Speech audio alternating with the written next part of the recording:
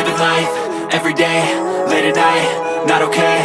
All I want, and I pray, all I need are some better days. Fuck me, I'm looking in the mirror, so foggy, but I've never seen clearer. I don't really think anyone can save me, and honestly I'm not really sure I want saving. I like to be my own worst enemy. There's no risk if you don't try at anything, so I'ma just get buying everything. See you in the next life, have to be a better me. I don't think that my head's on straight, gotta flip it and grip it and go and get an x-ray.